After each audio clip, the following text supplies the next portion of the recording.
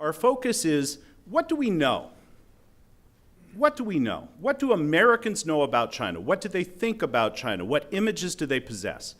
And what images of the United States loom large in Chinese minds? Where do those attitudes come from? What produces them? What causes them to change? Those are some of the questions we're going to look at.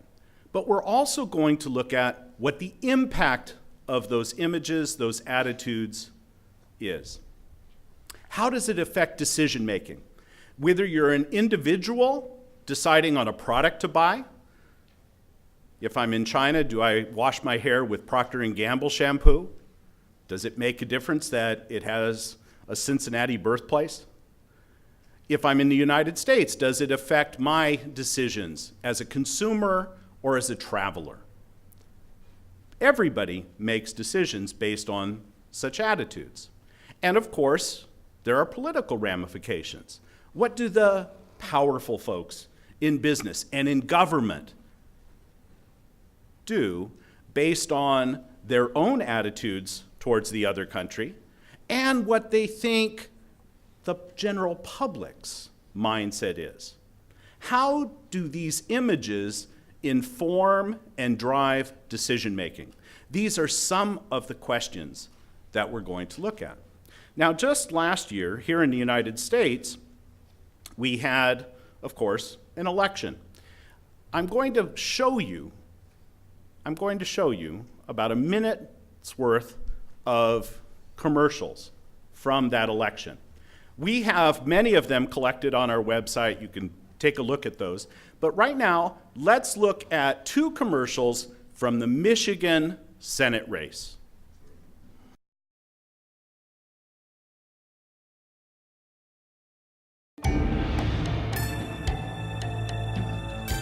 Thank you, Michigan Senator Debbie Spend It Now. Debbie spends so much American money. You borrow more and more from us.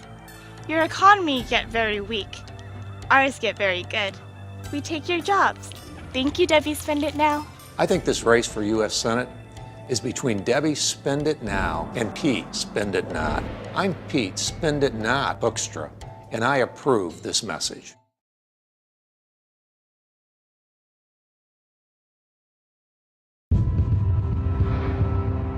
At American Expedition Vehicles, we have over 500 employees, and their jobs are in jeopardy due to counterfeit parts coming out of China. That's why Debbie Stabenow wrote the bill, cracking down on unfair Chinese trade violations and currency manipulation that hurt American businesses. Senator Stabenow understands the threat of counterfeit products coming out of China, and she's working with companies like mine all over Michigan, saving manufacturing jobs. I'm Debbie Stabenow, and I approve this message. Well, there are many more of these. But again, what these politicians were seeking to do were to move people based on ideas that they already possessed about China. And that's one of the things that we're going to be looking at at this conference: the politics, the ideology, and the efforts to push those buttons. How do we act on these things? Thank you all for joining us. So the dean mentioned how intertwined we are. We know, for example, that more than $500 billion worth of goods goes back and forth between the United States and China. Well, yesterday was Halloween. Halloween, this American celebration. Halloween is not big in China, but we couldn't celebrate Halloween the way we do in America today without China. So in China, for example, we have theme parks that put on shows and welcome folks. Ordinary folks are not so into Halloween. But as I said, we couldn't do it here without China. The decorations on front lawns, the things that people put in their mouth so that their teeth will glow, the costumes that they wear. $8 billion was spent last night on Halloween. Most of what was imported, 90% of what was imported, came from China and Hong Kong. Halloween is a Chinese holiday. And of course, American companies are pushing some of this in China. The American company Coach, the maker of luxury products, they launched a campaign on their Weibo, on their microblogging site, where they invited people to carve pumpkins and send in the pictures. And whoever carved the best pumpkin would get a Coach bag. So here's one candidate. Miss Sarah submitted this, said, take a look, what do you think? Do I get something? And then we had Mango. That's her screen name. I assume maybe it's not even female, but in any case, Mango said, I don't have a pumpkin. Is it okay if I decorate an orange? Coach, what do you think? Images. What do we think about each other? How do we engage each other, right? Well, let's talk about television. A couple decades ago, there was a television program shot here in Los Angeles called Hunter. It featured a local guy, a fellow who went to college in Southern California and had a pro career with the Los Angeles Rams. Hunter became a huge hit in China in the 1980s, and you can watch it today. So those of you with smartphones, please don't do it now, but you can watch Hunter via Youku and, in this case, Tudou. And so here we have Hunter. Now, one of the striking things about Hunter is he doesn't follow the rules to the letter. He'll rough up the occasional suspect. He'll drag them around. In a couple of episodes, he'll even challenge them to a duel, that sort of thing. But Hunter resonated, in part simply because it was like a documentary of Los Angeles. Different places, different people, those sorts of things. But it resonated in China. And one of the things that most resonated was something that was said when people got arrested. You have the right to remain silent. This notion. And it's perhaps completely apocryphal that one fellow was dragged in China, was accused of a crime and appeared before the judge and argued, you cannot try me. And the judge says, well, that's what we're doing. Why do you think we can't try you? You didn't read me my rights. Again, we're not sure this actually happened, but people talk about it even today. Now, one of the fans of Hunter was the mayor of Beijing, Chen Shitong. He used to give speeches quoting Hunter, holding Hunter up as an activist, as somebody who got things done. Chen Shitong was a fan of Hunter. There are newspaper articles about his passion for this particular program. In 1998, earlier than that, when he was convicted and sentenced to 16 years in prison for corruption, I'm not sure that he used, that he expected to hear, you have the right to remain silent.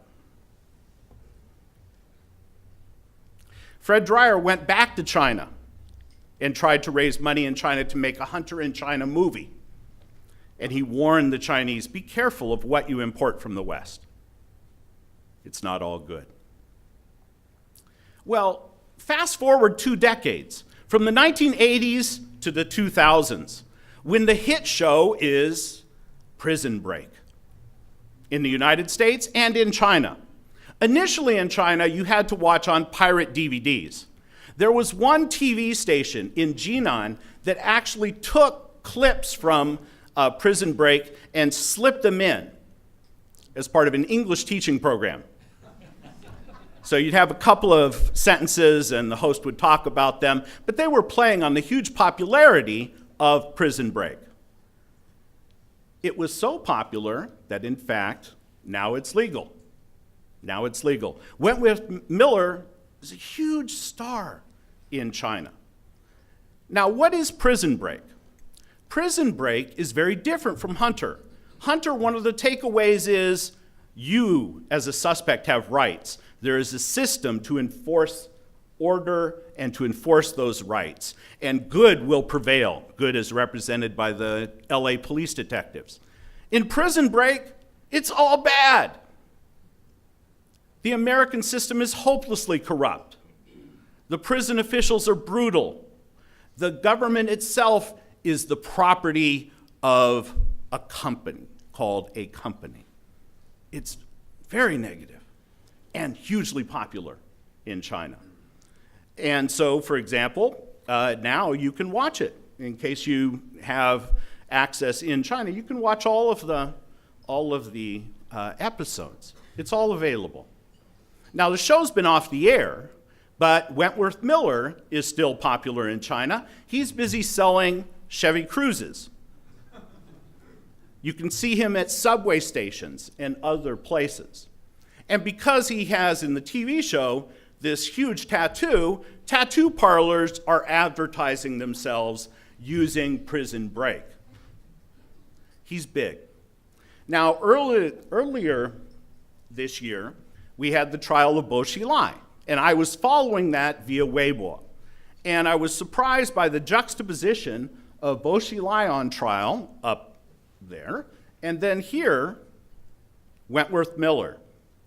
And this person posted that Miller had come out as being homosexual and said, I'm not going to go to the St. Petersburg Film Festival because of the attitudes, because of the policies of the Russian government towards homosexuals.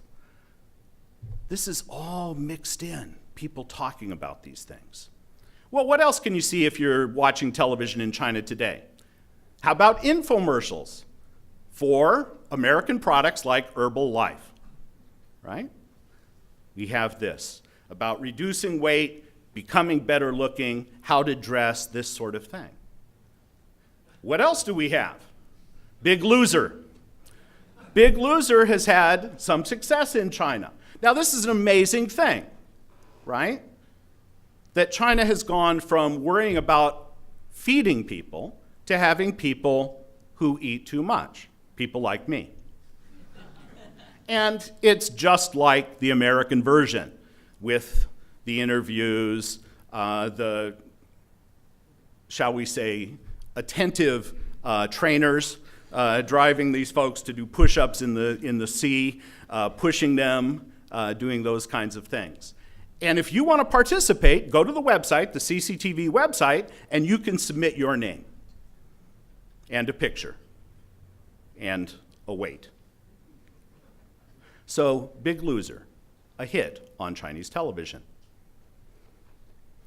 Well, obesity is a problem in China today. 1/3 of all the world's people who have diabetes live in China. China only has about 1/5 of the world's population. Diabetes is overrepresented in China. Well, maybe it's because of another California import, Kali Burger and McDonald's and these sorts of things. This is actually inspired by the Southern California food chain In-N-Out Burger. What else can you see on Chinese television? Well, if you're just walking the streets as I was in Chongqing, we've got Confucius stopping off at Starbucks, but more recently, there's been an attack on Starbucks on Chinese television, focusing on the product costs 4.6 yuan, but they sell it for 27 yuan. Starbucks is profiteering. And here we have the unequal, the second story here focuses on unequal prices, Chinese paying more than people in other countries.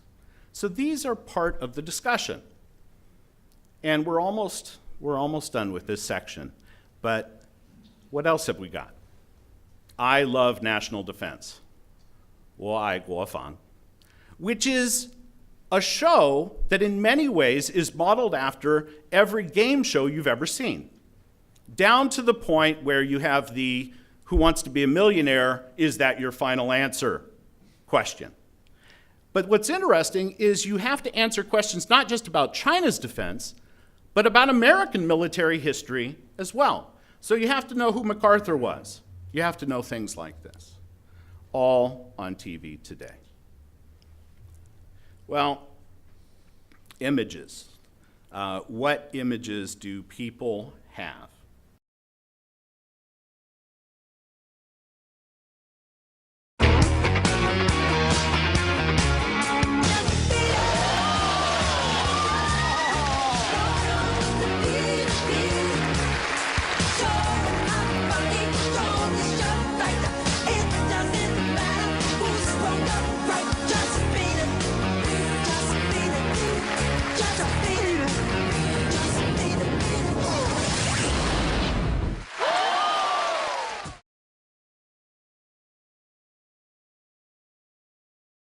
You know you want me.